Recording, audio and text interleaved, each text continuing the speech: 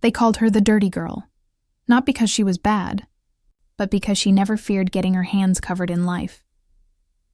When others ran from the rain, she danced barefoot in the mud.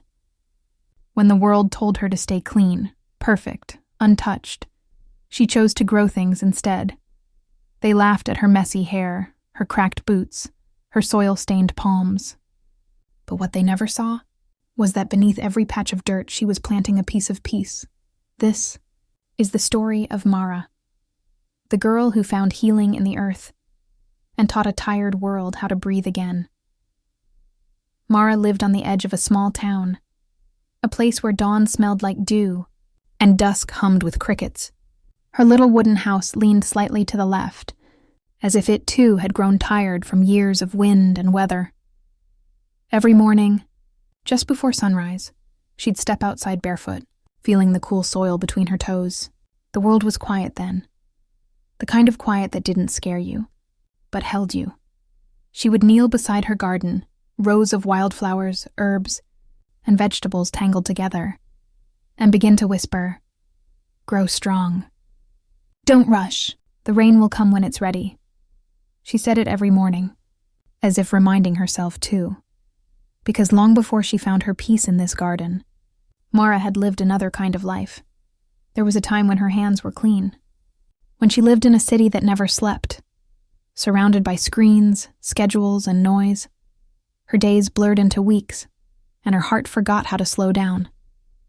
She was chasing something she couldn't name. Success? Approval? Maybe just silence. Until one morning, she looked at her reflection, polished, exhausted, lost, and realized she didn't recognize the girl in the mirror. That day, she didn't go to work. She packed a bag, left a note on the counter, and drove until the buildings turned into fields.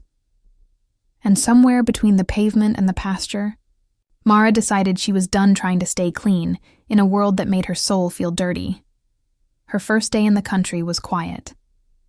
She bought a small plot of land, an old house that smelled like rain and thyme, and a packet of wildflower seeds from the only store in town. The woman at the counter smiled and said, "Plant these when you're ready to start over." So she did. She dug into the ground, unsure, messy, unskilled, and let the dirt cling to her fingers. It felt strange at first, and then freeing. The soil was cool, alive, and as she pressed the seeds in, she whispered the words that would one day become her daily prayer. Grow strong. Don't rush. The rain will come when it's ready. The garden didn't bloom overnight. Weeks passed. The rain came and went, and sometimes so did her hope. One evening, a storm rolled in, harsh and sudden. The wind tore through the fields, and rain flooded everything. She ran outside, trying to save her little garden, but the wind was stronger than her hands. She fell to her knees in the mud, crying, rain and tears mixing together. And there, in that storm, something broke open inside her. Not her spirit, but her shell. She looked down at her muddy hands and laughed through her tears. For the first time in years, she didn't care how she looked. She didn't care about the mess. She cared only that she felt alive. She whispered into the storm, "If I must grow through the dirt, then let me grow wild." By summer, her garden became a miracle.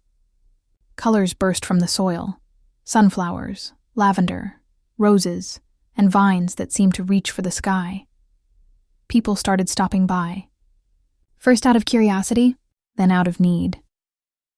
There was the old postman, who sat on her porch for tea and said it was the first time in months he'd slept through the night. There was the little girl next door, who planted a seed of her own beside Mara's and called it Hope. Mara never charged anyone for flowers. She said, if you needed it enough to pick it, it was already yours. And slowly, people began to understand. The girl with dirt under her nails wasn't strange. She was healing.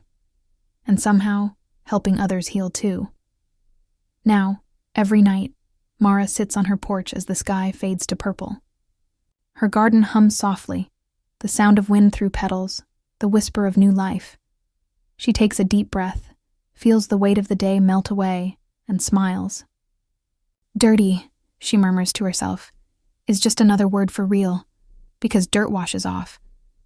But peace stays, so tonight, If your heart feels heavy, if your mind is noisy, if the world has left fingerprints on your spirit, remember Mara.